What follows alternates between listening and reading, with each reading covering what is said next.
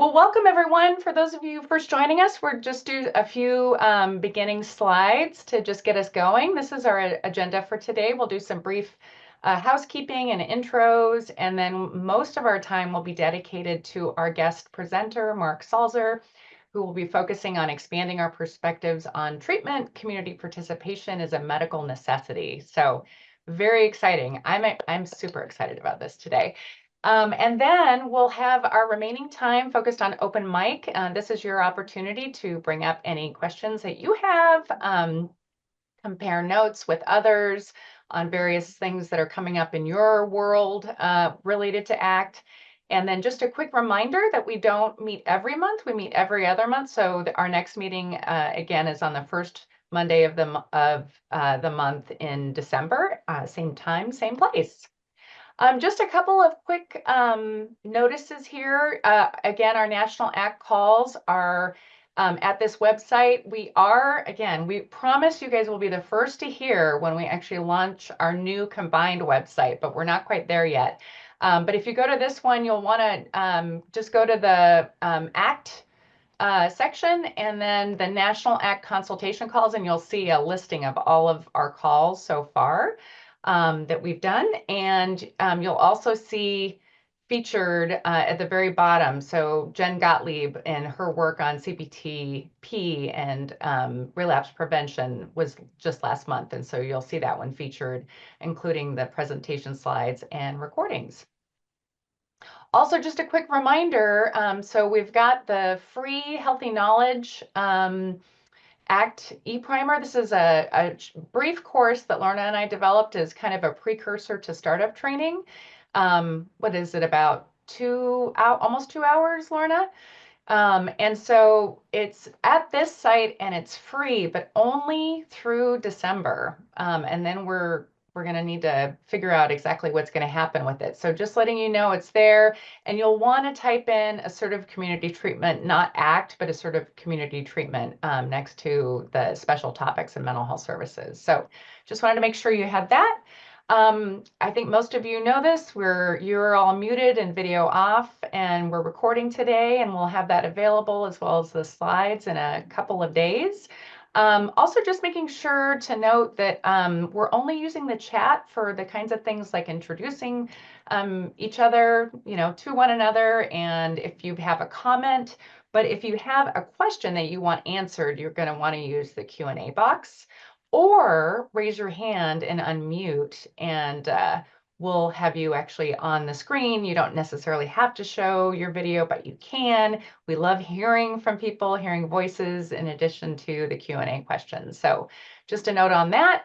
And quick introductions to us. I'm Maria Monroe-DeVita. I'm at the Spirit Center at the University of Washington and lead our training and consultation team with our 22 ACT teams in Washington State, and have worked with a number of your states as well, and co-authored the Team ACT Fidelity Tool. And Lorna? Yeah, so I'm Lorna Moser, and I'm with the UNC Institute for Best Practices, which is part of our Center for Excellence in Community Mental Health, and kind of ditto what Maria just said. Work with a great group of people, provide supports to our folks in our own state and other states, and co-author of the Team ACT. We're clones of each other on each coast. So, and I will put all of those links that I mentioned in the chat for you all, so you can have them, including Mark's slides. So I'll put those in right now, and then, yeah, we can introduce you and turn it over to you, Mark. Yeah. So we are excited to have Mark Salzer join us. He's a licensed psychologist and professor of social and behavioral sciences in the College of Public Health at Temple University. How I came to know Mark was in his role of being a director of the Temple University Collaborative on Community Inclusion of Individuals with Psychiatric Disabilities. For any of you out there who've ever come to any of our trainings, we are constantly peppering you with, look at this website, look at these resources, visit here. I share that with Mark, and he says, that's awesome. Do they come? And I said, I don't know, but we at least tell them about it. His center is funded by National Institute on Disability, Independent Living, and Rehabilitation Research, NIDLR, since 2003. So when you are operating a center like this for 22 years, you have an opportunity to keep building and building and building on it. So I really encourage you to visit his website. He's a researcher. He conducts research on the delivery of effective mental health services for people with serious mental illness, including peer supports, and the importance of focusing on community inclusion and participation, which is what we're here to talk about today. I've known Mark's work for a while, but got to meet him back in 2018. Since then, we had moments of a lot of collaboration, some here in North Carolina with our providers around community inclusion efforts. And I'll just say, being able to hang out with him in person, he's a great guy. Very deeply rooted values is where he's coming from in his work. And for those of you who are from my state of Wisconsin, and those of you from Mark's state of Minnesota, we may fight over who's a more nice state, the whole Minnesota nice versus Wisconsin nice. We've argued about that in the past, and not the nicest ways. So throwing the gauntlet down, I saw a lot of Minnesota folks. There's Jessica's throwing Minnesota in the hat there, but handing it over to you, Mark. Thank you. And thank you both. I've been big fans of both of you and your work for a long time, and just really pleased to be able to be here and and talk about community inclusion and participation. Are you able to see my slide? Yep. All right. Interesting. It doesn't have that little yellow or green thing around it, but apparently it's working, so that's good. I really love looking at chat because I get to see where everybody's from, and I saw the Minnesota people, but Lorna, I also went to the University of Wisconsin-Madison, so I do have Wisconsin connections. Actually, my youngest son goes to UW-Madison. He's in a doctoral program there, so I think both states can be nice. People from both states can be nice. Uh, but it's great to be here with everybody today. What we're going to be talking about is what is community inclusion? What's community participation? Why is community participation important? Right? And why is it so important that my colleagues and I are referring to it as a medical necessity? And we intentionally use that terminology. We literally mean this is critical for people's health. So I'll be sharing some of the data, some of the research to really make that argument that supporting people with serious mental illnesses to live in the community like everybody else, to go to work, go to school, dating, parenting, leisure, recreation, voting, volunteering, going to church, synagogue, mosque, friendships, family relationships. These aren't like minor little things that we do when we have time to do them. These are essential to people's health. So that is really the take-home message. That's what I'd really like all of you to be thinking at the very end of this presentation. So now I'm going to try to make my slides go forward. There has been a recent change in Zoom, I think, to try to make my life more difficult. So I'm going to try to do this again, and I'm just going to proceed. The first thing I want to do is just let you know I have no financial conflicts of interest related to this presentation. There you see where some of my funding comes from, but I'm not selling you anything. I'm not here trying to make an extra buck. And Lorna mentioned that my funding comes from the National Institute on Disability, Independent Living, and Rehabilitation Research. They're within the Department of Health and Human Services, and they fund me to be able to have conversations and meet with all of you today. I thought it was particularly appropriate for us to start our conversation today with a quote from Charlie Rapp. And I wish if we were there together, if all your cameras were on, I could ask you how many people are familiar with Charlie Rapp, and I would see like all sorts of thumbs up or those kinds of things. Maybe, no, it doesn't look like we have those emojis on here. But oh, there we go. We do have There we people go.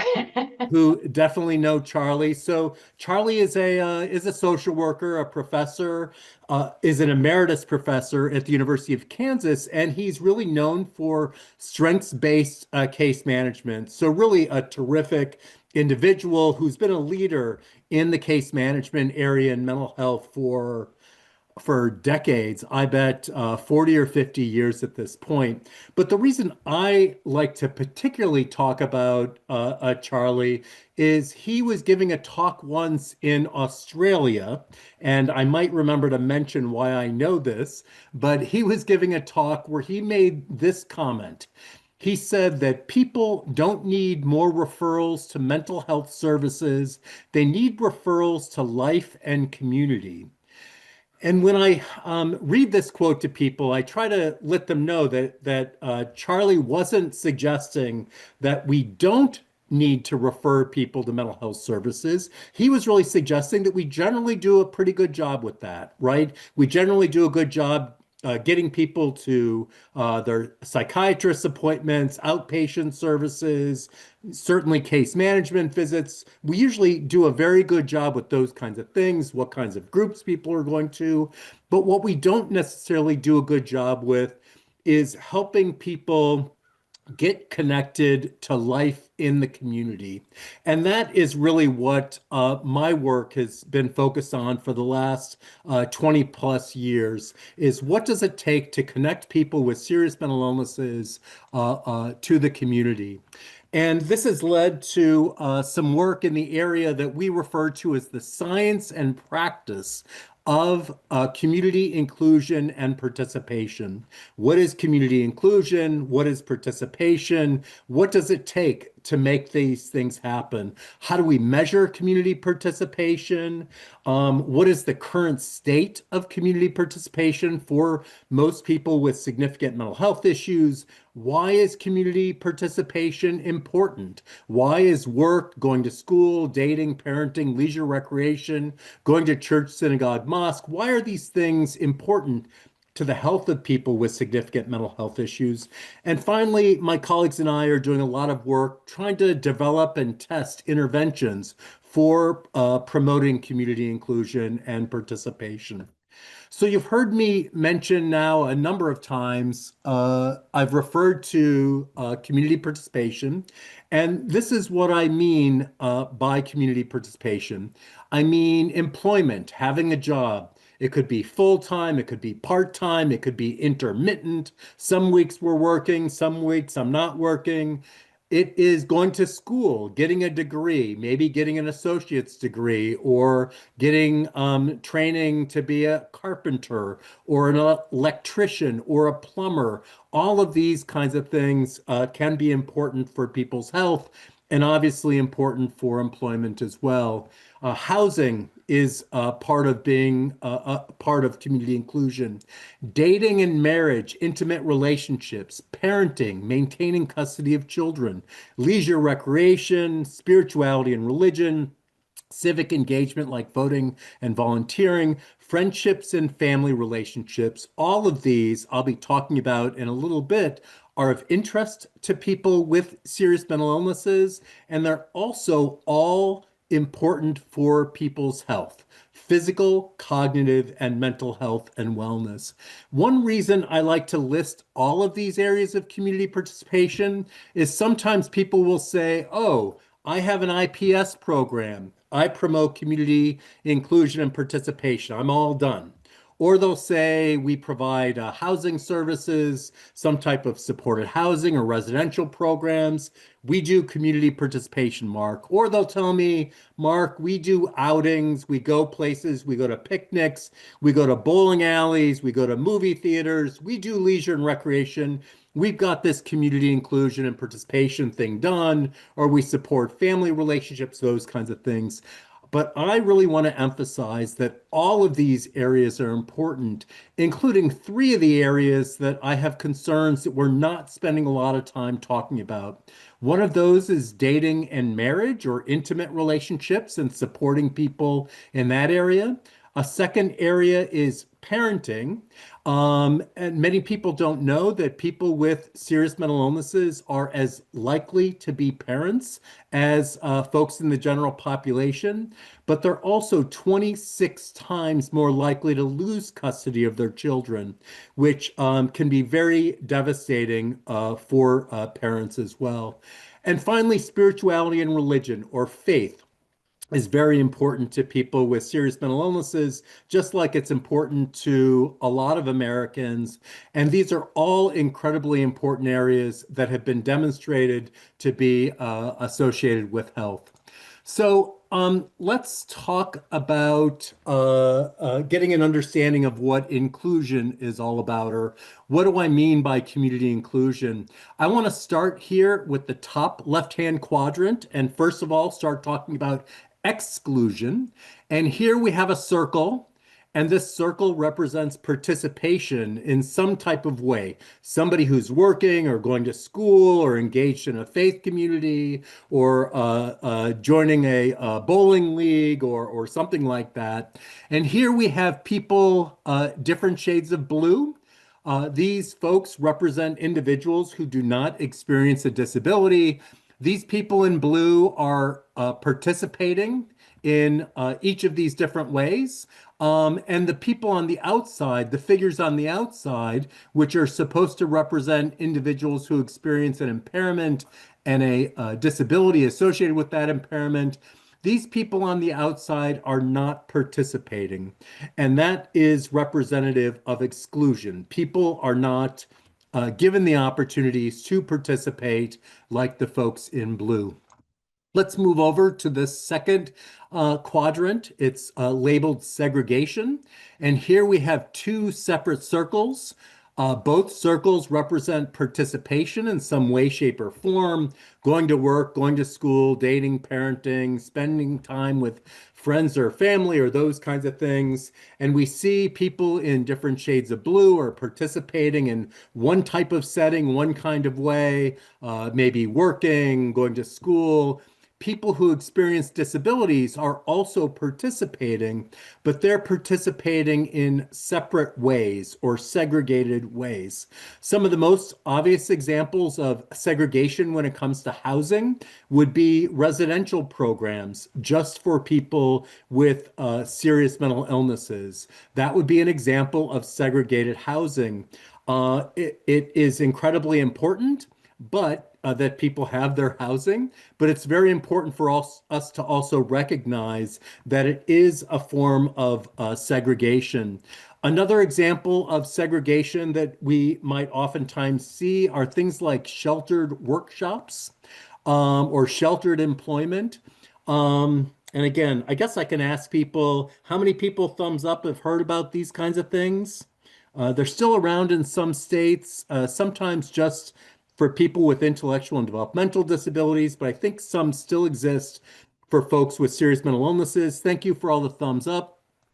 Basically, for those who are not familiar with these, you might have a really long table where you have people with significant mental health issues who are sitting around the table, and there might be big bowls full of maybe nuts and bolts and screws, and people are paid for putting maybe 3 nuts, 3 bolts, 3 washers into a little bag, sealing it up, and putting it into a separate bowl. And they might get paid 1 cent a bag, 2 cents a bag, 3 cents a bag, something like that. It is a form of employment, but it would be an example of segregated employment in that it's really employment opportunities just for people with significant mental health issues.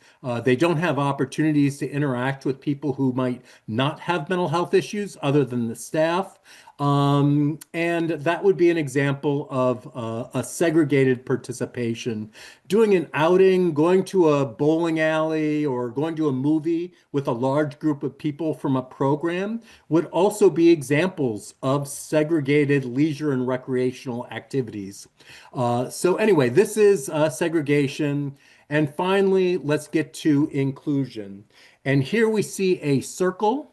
This circle has both people who are in the light blue, light shades of blue and dark shades of blue, and then we have the figures that represent individuals who experience an impairment or a disability in some way. And here we see with inclusion that everybody is participating together in work, going to school, leisure and recreation. Everybody's participating together, maybe not doing exactly the same thing, but they're in the same environment. They're having somewhat similar opportunities in that environment.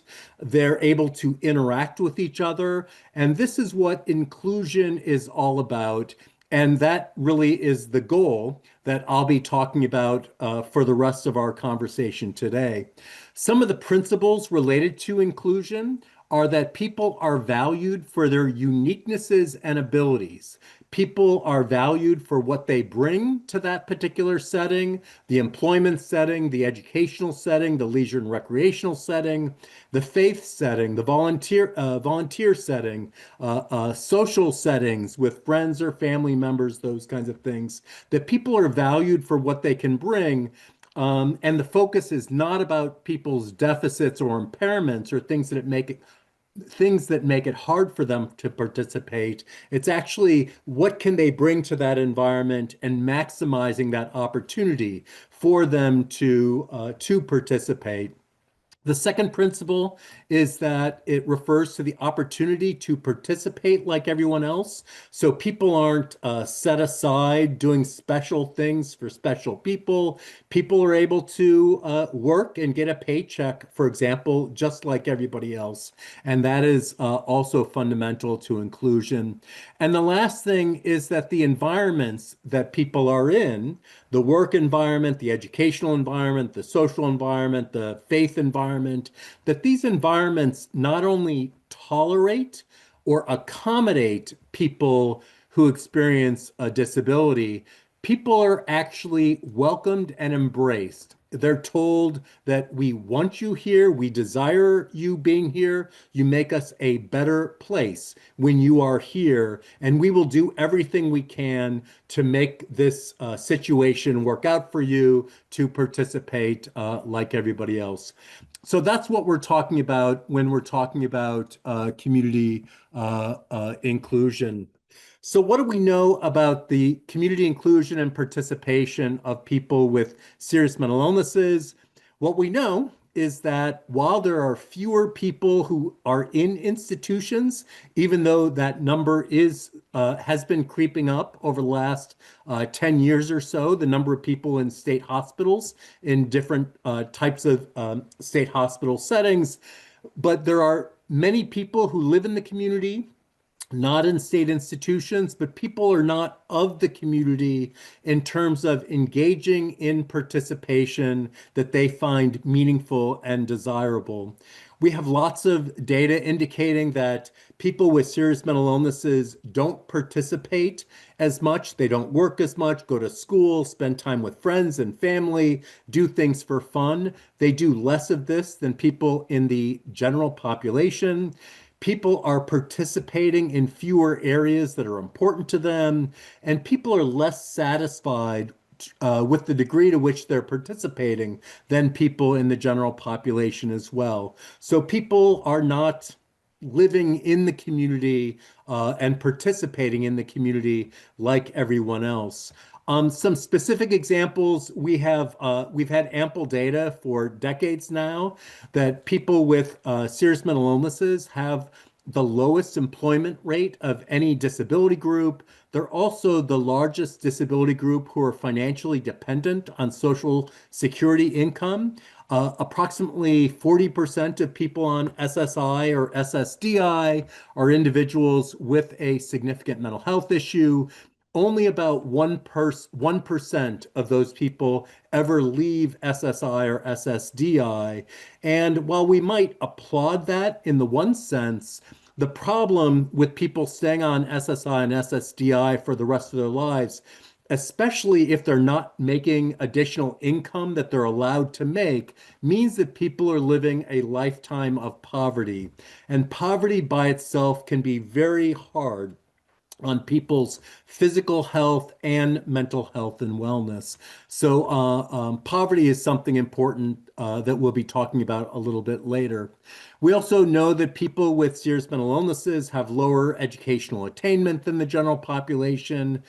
They also have higher levels of sedentary behavior that we'll be talking about in a little bit. What this refers to is people are lying down or sitting down much more. About people spend about 70 to 90% of their days engaged in sedentary behavior, whereas in the general population, it's more like 50 or 55% of the day is spent sitting down or lying down.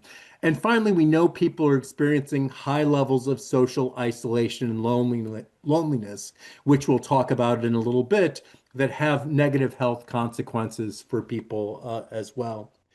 So I get to this point oftentimes, and somebody will say, well, why should we be doing this, right? And I've mentioned the medical necessity argument that I'll go into in a little bit more detail later. But I also like to point out that the concepts of community integration and community inclusion aren't just nice ideas or nice values or principles. These are actually legal rights that people with disabilities, including people with serious mental illnesses, have. And what this refers to is it refers to the right that people have to have the opportunity to live in the community and be valued for their uniquenesses and abilities like everyone else. This is a right that was codified in the Americans with Disabilities Act in 1990 that used that language of opportunity to live in the community like everybody else, and was further supported by the Supreme Court Olmstead decision in 1999. This is another point where I oftentimes like to ask who's familiar with the Olmstead decision, but I'll assume some of you are and some of you are not. This is probably the most important legal decision that is around these days that really supports people or applies to people with serious mental illnesses. This was a case brought by two women who were in a psychiatric institution in Georgia, and they claimed, along with support from their healthcare providers, their psychiatrists, nurses, social workers, psychologists, other folks, they all felt that these two women could live in the community instead of the institution they were in if they had the proper community-based supports, and that their being held in the state institution in Georgia was a violation of their rights based on the Americans with Disabilities Act. This case went all the way to the Supreme Court. They decided in an 8-1 decision in the favor of these two women, and they concluded that unnecessary institutionalization is a form of discrimination prohibited by the Americans with Disabilities Act. This was a huge finding that was made even more impactful and important because the second President Bush, George Bush, based on the Olmstead decision, created something called the President's New Freedom Initiative in 2001, where the conversation was about how to fully implement from a policy perspective the Olmstead decision throughout the United States. This New Freedom Initiative led to the President's New Freedom Commission report in 2003 that included things like the importance of peer support and really highlighted recovery as a driving mission for the mental health system. So anyway, the Americans with Disabilities Act, the Olmstead decision, are huge legal issues, laws and findings that support the idea of community integration and inclusion. There's also a human rights perspective.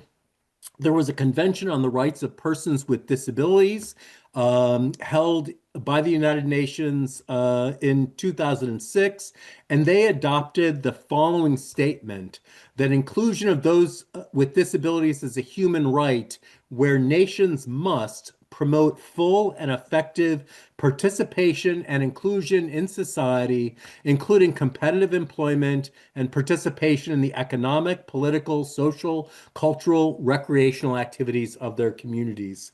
So this is a further rights-based argument for why we need to pay attention to community integration and inclusion and really support people with disabilities, including people with serious mental illnesses, to live in the community like everyone else. So at this point, sometimes I'll have people in the audience who are like, Mark, I don't really know what population you've ever worked with. You're a professor at a university. Maybe you've never really worked with the population before. But the people that I work with, Mark, are really, really impaired. They have a number of deficits, cognitive deficits, interpersonal deficits, executive functioning deficits. These folks, you know, I don't even know how many of these folks really even want to do this stuff. Maybe some people think they can, but I'm not sure, Mark. So they'll tell me they don't want to do these things. They wouldn't participate, or they'll say they couldn't participate. They just don't have the abilities, maybe a little bit here, a little bit there, but I'm not sure that this is going to happen. Or folks will say to me, Mark, the people that I work with shouldn't participate. And the argument around shouldn't participate is that participation, going to work, going to school, dating, parenting, leisure recreation, going to church, synagogue, mosque, that these kinds of things create stress. Stress leads to an exacerbation of symptoms. Exacerbation of symptoms leads to crisis. Crisis leads to hospitalization. We don't want hospitalization. We don't want crisis. We just want to leave people where they're at right now. Don't overstress them till they can handle it. And, we really shouldn't be pushing this stuff too much. I should say that I've worked in locked acute psychiatric units. I've seen people for years. I've seen people in very bad times of their lives. I've worked in outpatient settings as well, again, with people with very significant issues. But really, my main way that I like to respond to people is with the data. And the data clearly indicate that people with serious mental illnesses want to participate as much as anybody wants to do in the general population. We've got ample research that people want to work, people want to go to school, people want to date and have an intimate relationship just like everyone else. My favorite example is faith. About 80% of people with serious mental illnesses say that faith is important. Going to church, synagogue, or place of worship is important to them. Sometimes our colleagues will say, oh, that's religious preoccupation. This is a delusion. This might play into somebody's religious beliefs of some sort. What I like to point out is that that number shouldn't sound so strange because about 80% of people in the general population also say that faith is important to them as well. So this is likely not a delusion. This is something that people find meaningful to them and based on social determinants of health has certainly been found to be associated with positive health outcomes. So we know people want to participate. We've got lots of evidence that of interventions that support participation. Supported employment and IPS in particular is an evidence-based practice. There's supported housing, supported education, supported socialization programs. These different initiatives have been shown to be effective in helping people who want to participate to be able to participate. And finally, related to that medical necessity argument, there's ample evidence that participation is good for everyone, including people with serious mental illnesses, which for me is one of the primary drivers behind my work in this area. This is a document called Well Together.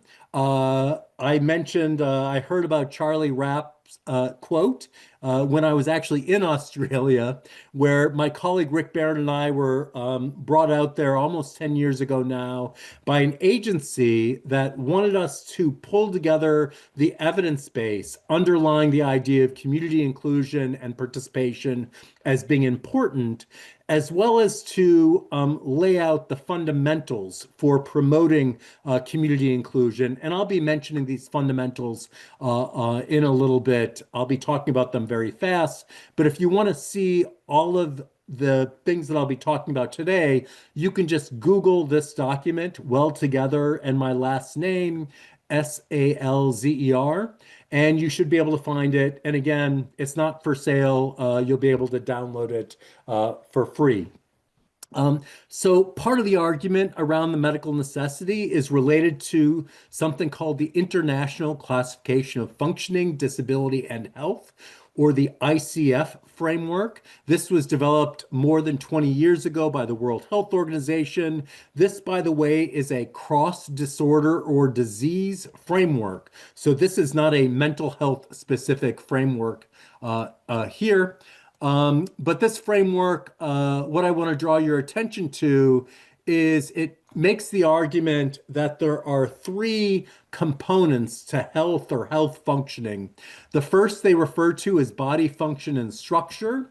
This refers to kind of the traditional way we might think about health or someone's physical health. How are their lungs working, their kidneys, their liver functions? How is their heart doing? Do they have any broken bones? Any impairments or symptoms of any of these structural or functional challenges that people might have? And obviously, for people with significant mental health issues, we might think about what's going on in somebody's brain in terms of their serotonin levels or dopamine or enlarged ventricles or what have you, and the symptoms associated with these things as well. And that would all be consistent with thinking about health from a body function and structural standpoint. But the World Health Organization said that health is more than that. Health also includes the ability to engage in a specific task or action. The way we typically think about this is that this has to do with activities of daily living or instrumental activities of daily living, grooming, bathing, dressing, cooking, cleaning, shopping, doing things necessary to be able to work, those kinds of things. I usually think about interpersonal skills, problem-solving skills as being consistent with this idea of execution of a specific task or action. The World Health Organization suggested that if you don't have full abilities in these areas, you do not have full health. Finally, and you can imagine why I've selected this framework as being very important from the standpoint of community inclusion and participation, is the World Health Organization also recognized participation as a critical aspect of health. And if people are not participating to the degree that they would like to participate, going to work, dating, parenting, leisure, recreation, going to school, going to church, synagogue, or mosque, that if people aren't participating or aren't able to move around in those communities, referred to as community mobility, then people do not have full health. So the bottom line, first of all, is we can't just think about health from a body function and structural standpoint. We need to think about the importance of activity and the importance of participation. And again, I'm drawing special attention to participation because we have, like I mentioned before, ample research suggesting that people aren't participating nearly as much as they would like to, and probably to their detriment from a health standpoint. The other thing I want to point out from this framework is that traditionally, when we think about the relationship between body function and structure, activity and participation, is we think that, well, First, we need to take care of the body function and structure issues. We need to take care of the symptoms.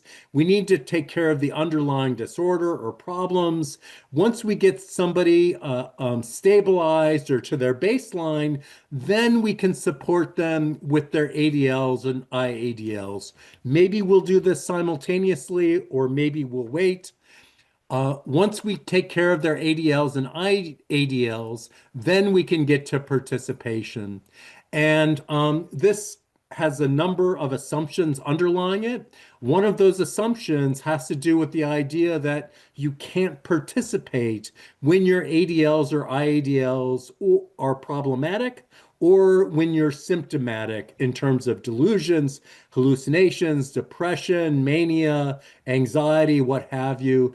And we actually know that plenty of people are able to participate without the best ADLs or IADLs. Just think about people you know, maybe you work with, who might not dress properly, or they don't finance, they don't take care of their bills as well as they could, or their shopping habits aren't great, or their interpersonal skills aren't great. Or we also know that lots of people work and go to school and do things, especially with high levels of depression and anxiety. So we know that people can participate even when symptomatic. And the idea that we have to wait or we have to build on one to the other in order to get to participation is not necessary. And unfortunately, I also think it really delays the focus on participation. Um, but the other point that the World Health Organization makes as well is that the connection between body function and structure, activity and participation are actually bi-directional. They go both ways, right?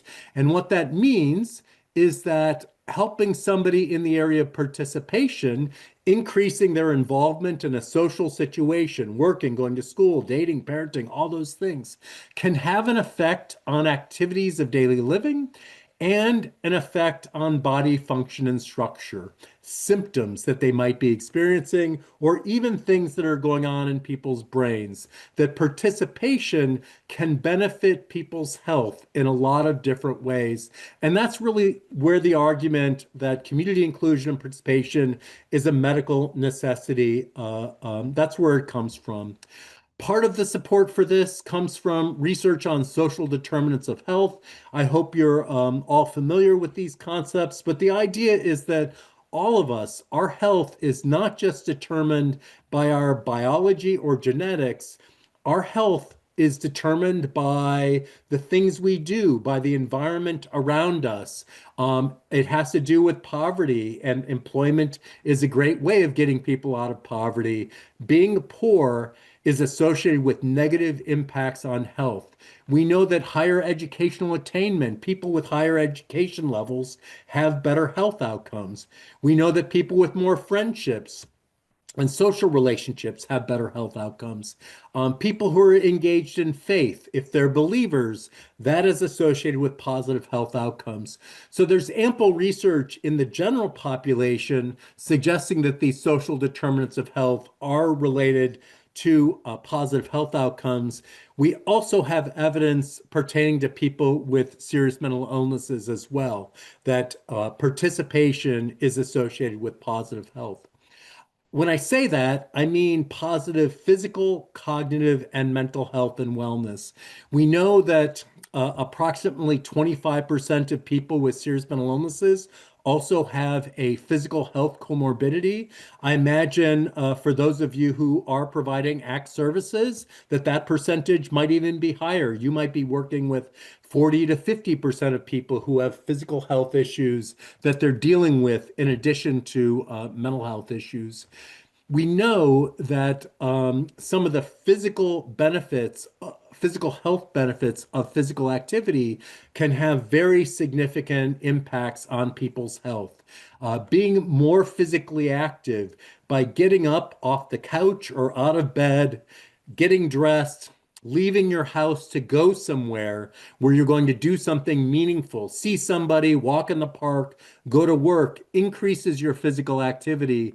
And as a result of that, we might see less anxiety, reduced blood pressure, better sleep, better heart health, cancer prevention, healthy weight, bone strength, and balance and coordination, that we know physical activity by itself that is oftentimes associated with community participation, or at least getting to a place where people might be participating in some way, can have positive physical health benefits for people. The other area where it can have an impact is in cognitive health. We know that psychotic disorders in particular are associated with problems with executive functioning and oftentimes memory as well. Like many of you, I was trained that or I was taught that this likely has something to do with the brain disorder itself having an impact on somebody's brain health in adolescence. Maybe it's a pairing of neurons or something like that happening in people's brains, and that's why we see the memory problems and the executive functioning issues that we see. But there are lots of other explanations or a lot of other factors that also impact memory and executive functioning. One of those factors is physical activity, right? And again, I mentioned that about people with serious mental illnesses spend on average about 70 to 90% of their days involved in sedentary behavior. Sedentary behavior is bad for physical health and it's bad for cognitive health as well. There are lots of different explanations for this, a lot of different mechanisms that people have talked about. They've talked about frontal lobe issues. My favorite has to do with a chemical in our brains called neurotrophic factors. They're also referred to as BDNF. I never remember what neurotrophic factors of the NF. I forget what the BD stands for. But these are chemicals in our brains that are associated with cognition, working memory, and executive functioning and decision making that are set off or activated, especially with increased physical activity. So, this is one promising factor for us to be looking at in order to enhance some of the cognitive issues that people might be experiencing. We also know from the older adult literature that social isolation is associated with cognitive decline, that people who are not interacting with other people experience more cognitive deficits or impairments than folks who are interacting with other folks. And that gives us another target for intervention that, again, is associated with community participation. The last factor that I'll mention has to do with poverty. And I would love to tell you this whole story about Elder Shafir and his colleagues' research. But the bottom line is that they found that people who experience poverty, that experience of poverty impedes cognitive functioning. And they've done a series of really fascinating experiments looking at this. And it really suggests how impactful poverty can be, including on cognition, in addition to physical health and mental health and wellness. So these are some of the factors related to the medical necessity argument. Let me mention a couple more, especially having to do with happiness and positive psychology. There's lots of research that looks at the kinds of factors that make people happy in general. And having more family and friends, the wider and deeper those relationships, the better it is for our happiness. Marriage, believe it or not, is associated with greater levels of happiness. I should say, for me, it absolutely does, but I'm probably similar to a lot of men. Men are experience much more happiness from marriage than women do. It's a fascinating finding. The third factor that's associated with greater levels of happiness is meaning in life, a belief in something bigger than yourself, such as religion, spirituality, or philosophy of life. And finally, having goals that that people are working for and find enjoyable, make people happy. These are all areas where we know people with serious mental illnesses, probably in your ACT programs, are not participating like everyone else. And this obviously can be associated with some of the depression and loneliness we see in particular. We also know that the factors that are associated with unhappiness, poor health. I mentioned physical health comorbidities as being a significant problem for this population. We know that having poor physical health by itself makes people unhappy, and that's a critical factor. Separation and lack of social contact, isolation and loneliness make people unhappy. And there we see unemployment, again, related to poverty and work, and unemployment or lack of work in this case, as being associated with less happiness. So for us to really be effective in promoting health for people with serious mental illnesses, it means paying attention to all of these kinds of factors. My colleagues and I have we've been developing different interventions and studying the effectiveness of these different interventions for promoting positive health outcomes. I couldn't share all of these with you today because I wanted to give you some of the basics about medical necessity, but I'd be happy to share with you some of the different strategies that we've been trying out. But a lot of our research has also, again, been making this case or pulling together the evidence, really connecting participation to positive health outcomes in this population. So we find people who are participating more, doing more things out in the community, experience greater physical activity using accelerometers. We found that people who are leaving their homes more often and being stimulated out in the community have enhanced cognitive functioning. And we see that participation is also associated with lower levels of depression and less loneliness as well. So we think it's pretty clear that participation is fundamental to health for people with significant mental health issues. And we must do something about it to bring it into all of our services to really support people as much as possible. So here's the point where I get to talk really fast. I'm going to try to end at the top of the hour. So that means I'll be doing 11 fundamentals for promoting community inclusion and participation in 6 minutes when I normally do it in 2 hours. But let me give you the very brief version of what I mean by this. And again, these are fundamentals that are all listed in this well together document, and you could see them there. The first three fundamentals have to do with our knowledge and beliefs about people with serious mental illnesses and about people's ability to participate. The first fundamental is understanding that community inclusion is important.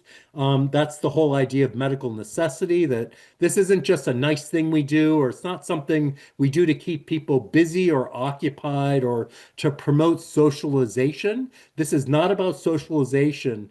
Supporting inclusion and participation is about promoting health.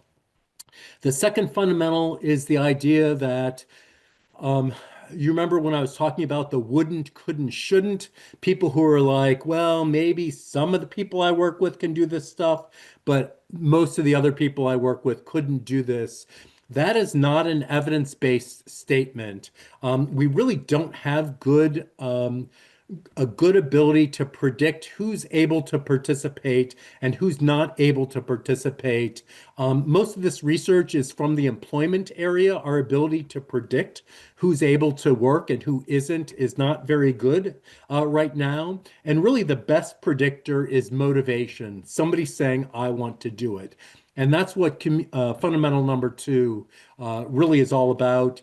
We also pulled together some of the evidence indicating that we haven't been good at predicting a lot of things about the abilities of people with serious mental illnesses over the decades.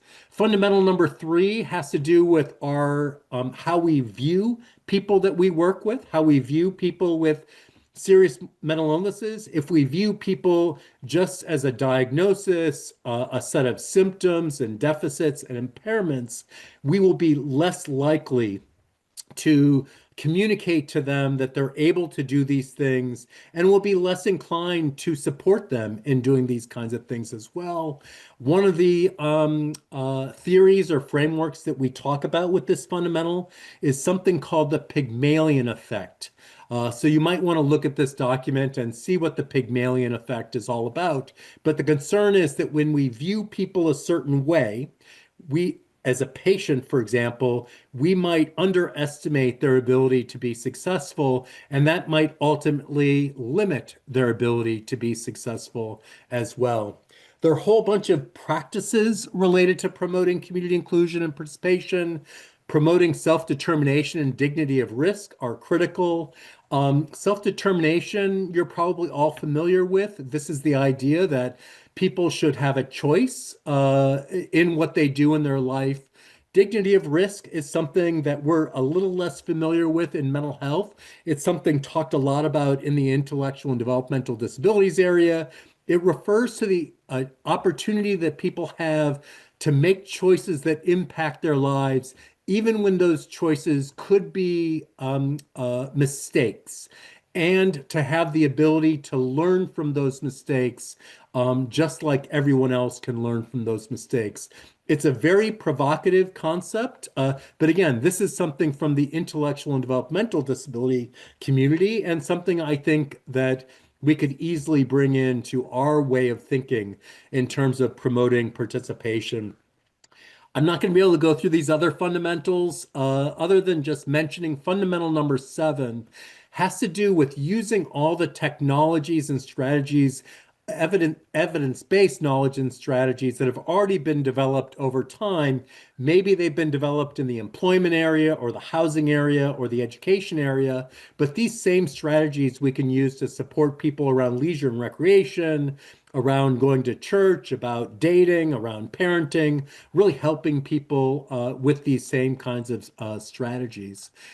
Finally, the last thing I just want to mention, and I think this one is pretty mind-blowing for people. These are concepts that are pretty well understood in the broader disability community. By the way, I should have mentioned that concepts of community inclusion and participation have been around about 70 or 80 years in the broader disability community.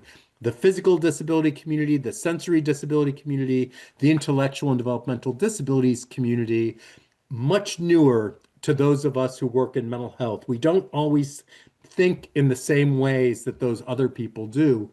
One area where I would like us to start thinking in those same ways is for us to start understanding the impact of the and respecting the impact of the environment on the lives of people with serious mental illnesses. The environment has a very significant impact on all of us, our access to resources, to transportation, poverty, prejudice and discrimination or stigma. All of these kinds of things are impacting the lives of people you are working with every day and impacting them in very negative ways. I have come to believe that probably around 50% of the reason why people with serious mental illnesses aren't doing more of what they would like to do is because there's some barrier, there's something outside of themselves that's keeping them from being able to participate. This is associated with something referred to as the social model of disability. And it actually has to do with the hands looking like that. The idea is that when we think about promoting participation, we can't just think about fixing the person, reducing deficits, making sure somebody's ADLs are in good shape, they've got good interpersonal or social skills, good problem-solving skills. We also have to address those barriers that people are experiencing in the employment environment, in the educational environment, in the social environment, the dating environment, even in faith communities. there's lots of prejudice and discrimination towards people with significant mental health issues that's keeping people from being able to participate as much as they would like. So I am going to leave it there and open it up for some questions or comments. Let me try to get to my, oh, here we go. So here's my contact information, msalzer@temple.edu. Here's the website that we were talking about, www.tucollaborative.org. I'm happy to get any questions, or you could say, hey, you mentioned this document or whatever. We have more than 170 different documents that have been downloaded more than 500,000 times now. So hopefully they're user friendly and will be of interest. So I'm happy to get any questions or comments people might have. Yeah, Marie and I were just texting. We were like, go ahead and hit the other ones you want to hit, Mark. This is all great information. So we did have some questions come up. One straightforward one that we've seen before. Christy was asking around, sometimes, when you're trying to capture the work you're doing in documentation, you're doing it with a lot of audiences in mind. And one of the audiences is whoever could potentially audit your work. So seeking like ways in which people are capturing this effort to help people be included in the community and not have your auditor MCO come back and said, oh, great. So you want me to pay you for going and playing basketball with him out in the YMCA? So. Yeah, yeah. Well, first of all, I'm not a big fan of staff playing basketball with people. I'm a big fan of staff helping somebody connect to somebody, a friend of theirs or some in their community to go play basketball. But I actually did take out a slide where I went through North Carolina and Washington State's medical necessity criteria. They're usually pretty vague and very broad.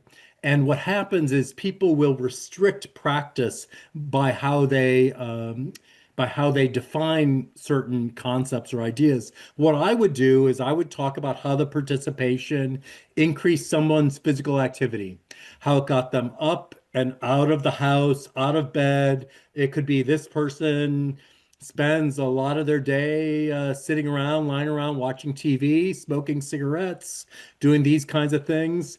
I would also talk about how that participation, whatever they ended up doing, meant that they were interacting with other people, which was reducing their social isolation, which is known to be associated with cognitive decline, and that increasing those social interactions and the environmental stimulation people are getting, again, from being outside of their homes is important. And finally, I would say I would talk to the person and after they do whatever activity that you've supported them in doing, and I would say, how did it feel to do that activity? How do you feel later? Client reports that it helped them feel happier and less depressed and less lonely around other people. So you can document some of the mental health and wellness aspects of this as well. I can't say that that's going to be, it all depends on who the auditor is and how they're interpreting it. But the evidence couldn't be clearer that all of these are related to physical, cognitive, mental health, and wellness. What about like speaking to more psychiatric rehab and kind of using that language, especially if you are teaching a skill as part of that? I think that's at least some guidance we've given to our PAC teams in Washington, is kind of using it as an opportunity to really teach skills for Yeah, independent yeah. inclusion. I mean, if that's working, that's wonderful. And I have been moving away from talking about it in psych rehab terms, though. I am doubling down and saying this is a matter of health. This is a matter of physical health, cognitive health, and mental health and wellness. Some people think rehab is like an optional, secondary, less important. I'm not saying you were saying that or whatever, but sometimes people will hear that this is a secondary, type of service or Not as intervention. important as kind of As addressing people's medications, health. Yeah. participation, I've worked on pharmaceutical trials. I used to run a schizophrenia treatment research program. All the medications that folks are using now, I was involved in the studies that helped them get approved. And I would put participation up there as as critical as any medications people could take, or psychotherapy, or skills training, and hopefully all of these are being done together. But this is not.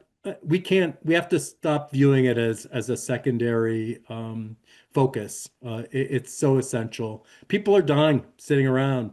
Yeah. Love it. Obesity Yeah. is incredible, and people are wasting away. And the other thing too, actually, from a treatment standpoint, that I like to mention to folks providing case management services is um, I really like treatment goals that focus on participation, that the goal is to go back to work. I don't know how many of you are able to do that, but that should be the goal and not the goal of taking medications as prescribed, going to 2 groups a week or whatever it is, to really have the goal be a participation goal.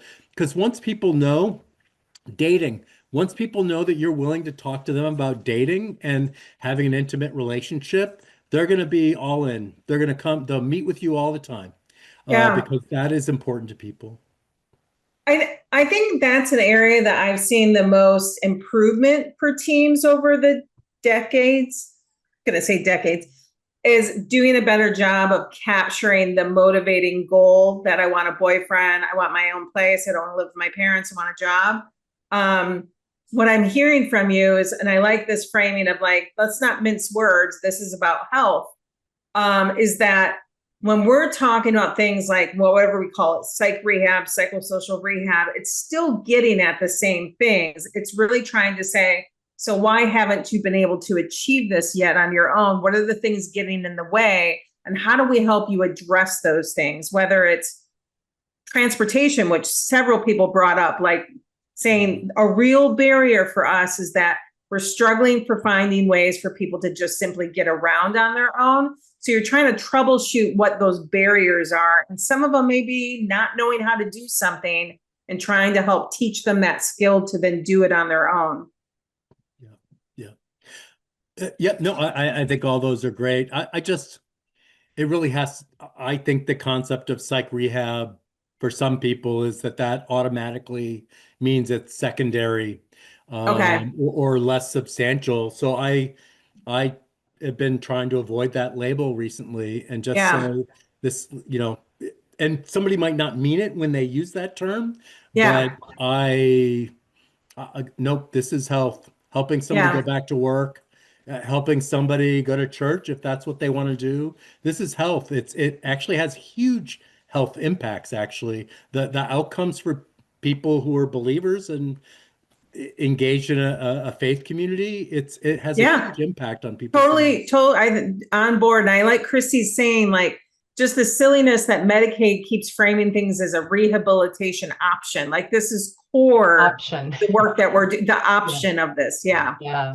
And I think it's come up probably more in ACT. I mean, ironically, maybe, Mark, we've we've shifted in talking about ACT as a case management model because case management assumes that you're doing for people, and we're wanting ACT to really focus on, yes, that may be appropriate in some cases, but also teaching people to do for themselves, and the focus on psychiatric rehab. And I love you're kind of you're pushing us, you're pushing the Mhm. boundary more to actually it's beyond that, that we're really needing Yeah. to think bigger than just that it comes down to people's health. Mhm. And it's even bigger than kind of how we're describing it, which we felt like was pushing the envelope already. But I think I really appreciate what you're saying about that. Mhm. So Mhm. I see, Maria, in chat, you also mentioned Pat Deegan and Dignity of Risk, and that's actually where I learned about it from Pat Love in it. I love her stuff. 1994. I don't know if you heard about it, the Elizabeth Taylor example. I don't know if that's No, no. so she told, I don't know if everybody knows Pat Deegan, but she's a psychologist, probably one of the more brilliant people in the field, and as somebody who was diagnosed with schizophrenia when she was 17 and was Yeah. told that everything she thought about her future was not going to happen. And but the dignity of risk, the opportunity to make decisions that affect your life, even if that decision turns out to be a mistake. She talks about how Elizabeth Taylor was able to get married eight Oh, different times, three times to the same person, to Richard Burton, and nobody kind of stepped in and say, "Hey, Liz, maybe, maybe they tried, maybe Michael Jackson tried, I don't know," but you know, yeah. but she was able to do it. And, you know, sometimes when I mention my dignity of risk thing, people will go, they'll think I really went over the deep end then. And I'll go, hold on a second, Mark. You mean that if my client wants to strip naked in the middle of winter, right, and walk down a major highway during rush hour, and they've Right. made that choice to do this, that's dignity of risk. Is that what you're saying, Mark? And I'll go, of course not. That is not dignity of risk. That is a life or death issue. No, Safety. that is Yeah. not. 99% of the things people want to do aren't life or death. Yeah, right. And we're still Yeah. saying no to people about stuff. And yeah, you know, I know it's hard. People are worried that somebody's going to relapse. We've all heard stories about somebody who started work and something bad happened. They got in a fight, they got stressed, they stayed up all night, two nights in a row. And you know, this happens. But work is so important for people. It's just critical. Mhm. Yeah, absolutely. Um, we did have a question about, I think it was more a comment, Lorna had mentioned that we did hear a lot about transportation. And I think, the things that you mentioned often require some transportation, and yet that can be a really big barrier, especially, with medical transport, only covering, medically related, Medicaid billed appointments and those kinds of things. And so, any thoughts on that? Just how we can Yeah, decrease that? transfer prejudice and discrimination or stigma is probably number one. I think it's probably 50% of the reason. And that is people being told that they can't do things by their providers, by family members, by employers. You know, people get fired for that, but transportation is right up there. There's no magic solutions. What I usually say is that other poor people find ways to get around oftentimes. So this is an issue. This is not a mental illness issue, usually. This is, trying to use the resources that are available. The buses might not be as great as you would like. So should the mental health system be advocating with the local transportation authority? Travel training is something that I don't think we talk as much about in mental. People talk about travel training, but I do a little work in the autistic adult area, and they do serious travel training. Like it's got a Yeah. set of steps, it's got lessons, it's got all this stuff. And I used to think I could be a travel trainer because I take public transportation. And I can teach somebody how to do this. It is not the same. It is not the same. So that could be helpful. One of the main things, though, I think about, especially in rural communities, is bartering. Uh, this is how people Mhm. get around in rural communities is I'll do this for you if you give me a ride here. We've got to make sure it's reciprocal so we don't kind of reify people being overly dependent and other people feeling used by somebody who might be receiving services, but just talk to people about how they can negotiate with folks and come up with something that works for both parties.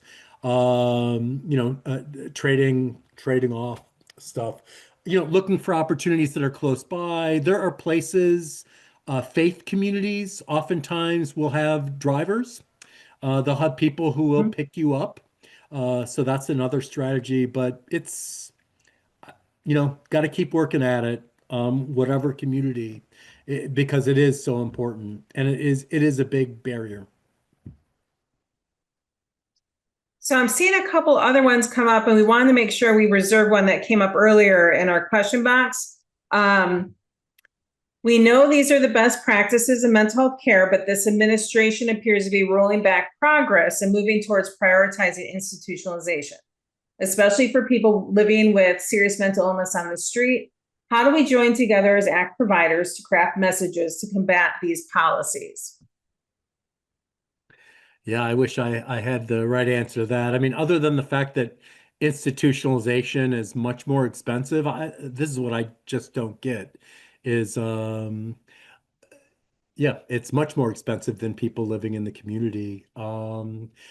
I, for me, it really is about the medical necessity argument and people being, well, first of all, there's helping folks understand that people with serious mental illnesses can do things, right? Are valuable human beings. So that's actually the toughest one to begin with, is helping some people in this administration know that these are valuable human beings. Yeah. Maybe that's the hardest thing to convince I, people of. I think one thing that Maria and I have talked about on the side is like, they all have heard us talk about the National ACT study that we wrapped up last year. We still need to get the findings of that published in all the mediums that need to have that, because I think it tells the story of ACT that needs to be told. But I will say that despite the harshness, cruelty, regressive feel of a lot of this, I also think there is a need to recognize something we hear from many of you, which is in your own communities, you don't have much access to good quality inpatient care for the length of stay when somebody needs it. And so our teams end up with this cycle of people keep coming back and coming back, and it creates frustration. I mean, I'll speak locally to our area. The primary psych hospital that people most frequently get access to, we know is one of the worst psych hospitals in the state, and yet it's still open. And it's just kind of like access to beds, but also access to quality beds has been an issue that I've heard from many teams that doesn't make their work easier to do the community-based care. So it's kind of like telling the story about what a system of care looks like. And it all needs high quality. It all needs compassion. We need access to a lot of things. Respite houses, good peer support respite housing. And then it's It not just, all or nothing. I mean, I think it's not that's all the or thing, nothing, is right? there's a pendulum swing of like, okay, Yes, now we need to go back to institutionalization. right, And it's like, well, where's this middle ground around making things better in our communities too? And like right, you said, improving what is available to people when they need it. But that's when they need it, right, not for everybody who's, you know, making a ruckus. right. Making a record. So, yeah. There was a good question in here about what impact does cultural differences make in the statistics connecting between cognitive ability and poverty? That makes sense? Yes, but I'd want to hear more about what this person's thinking about. Uh, Yeah. Linda, feel free to raise your hand if you want. what I meant by that too, while we're waiting for Linda to maybe unmute, is we have done some research lately. We have a measure called the Temple University Community Participation Measure. It's something that we encourage folks to use to help find out what people are doing and also have conversations about what they'd like to do more of. But the reason I'm mentioning it, it's not proprietary, so I make no money off that, is that we have found that Black respondents participate more in certain areas than white respondents. And it's been something we've been more interested in and trying to understand the cultural reasons behind that. But I didn't fully understand where Linda was going with her question, with their Yeah, and question. she hasn't raised her hand yet. We might just like put a pause on that then just for now, so that if there is some clarification, whether it's in the chat or raising her hand, she can do that if she's still on. We do have two people that have their hands raised though. Should we go to them? Okay, Sounds great. Randall, I know you've had your hand up for quite a while here. Sorry about that. Did you want to ask a question?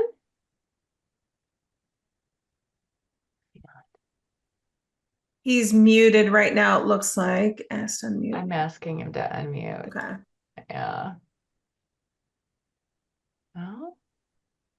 Okay, let's see, Craig. Go ahead, you can unmute yourself.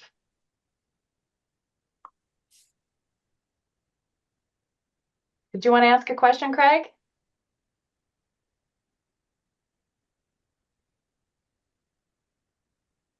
No, maybe these are both just accidents.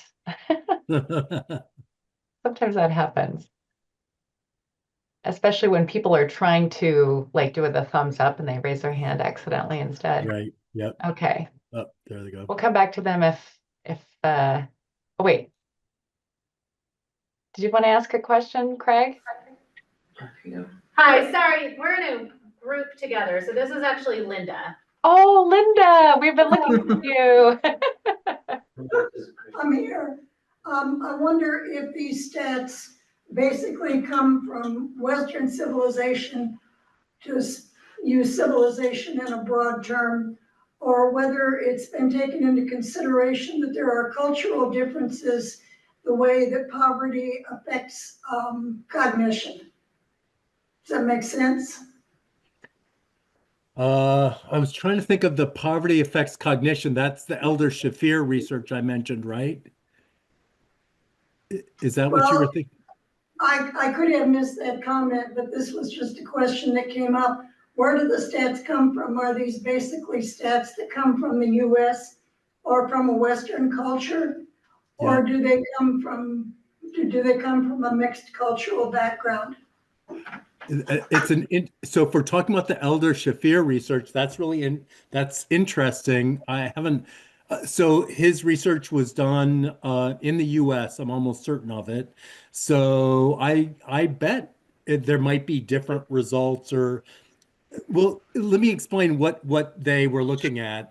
So the reason they made the argument that poverty has an impact on cognition is they were referring to some of the research on multitasking and multitasking, trying to do lots of different things at one time. And back in the day, there used to be like, oh yeah, I'm a great multitasker. And the bottom line actually is you start making mistakes as the tasks as you have too many things going on or the tasks get more complicated. And I'll see this in my emails. Sometimes I'll read an email that I knew that I was doing something else. Like maybe I was in the middle of giving a webinar and I was sending an email and I'll be like, oh, that is so embarrassing. And the argument that Shafir was making, so they had this empirical finding that they looked at people who were experiencing, they actually did a series of studies, people who were experiencing poverty in terms of financial poverty, but also poverty in terms of time and another aspect of poverty. And they suggested that poverty, financial poverty, is like living kind of constant multitasking in very significant ways. So you have all these things that you're trying to figure out that are basically life and death decisions. Where am I going to sleep? Where am I going to eat? How am I going to take care of my family? How am I going to make it through the day, the night? All of these things, and that multitasking experience that people have makes it difficult for them to adequately complete neurocognitive tasks. So we take people who are poor and or people who've been sitting around all day long and put them in front of a neurocognitive task. They're not going to do well for those reasons at the very least, or at least that's going to contribute to some of it. So I don't know if that gets, I don't, I think different, anything that leads to multitasking would impede cognitive functioning, I think. If that helps answer your question. Or not. Thanks. Thanks for joining us today. You got me thinking, though. I really appreciate that. I should follow it up to see if Shafir's done anything else recently.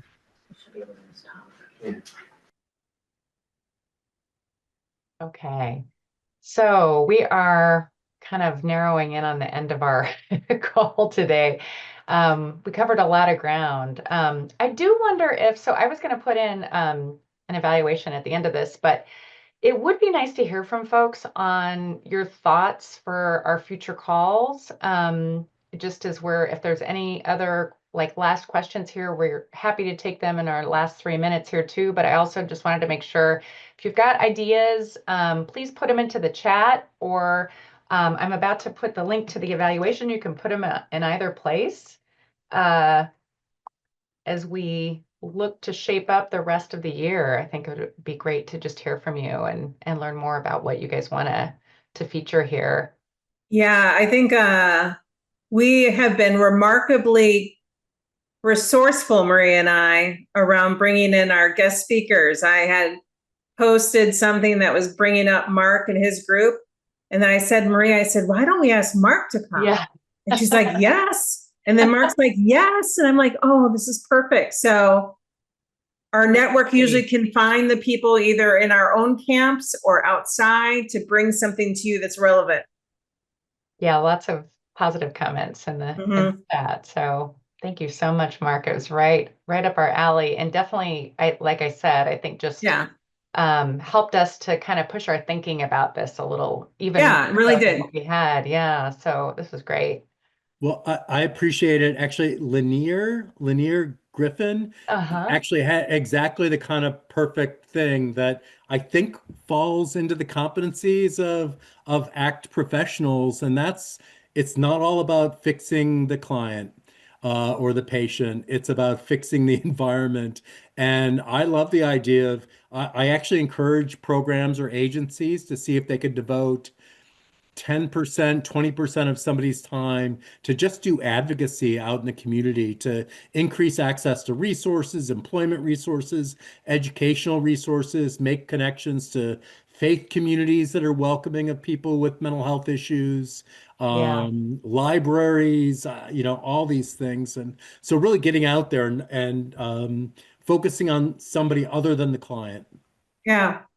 And I think it's a good, I think the question that was posed about what do we do at the federal or the national level and how do we band together is it's related in some ways to what you're talking about. I mean, I do think there has been a lot of push to also really getting involved locally and in your state to make a difference and make positive change there. And I think that's also in the face of some of what's happening at a national and a federal level. So I think the two kind of fit together in a lot of ways too. So yeah.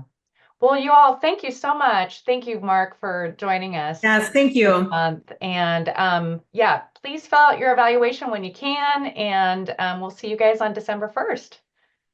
Thanks so much. Thank you both. Thanks, everybody. Thank you. Thanks. Bye.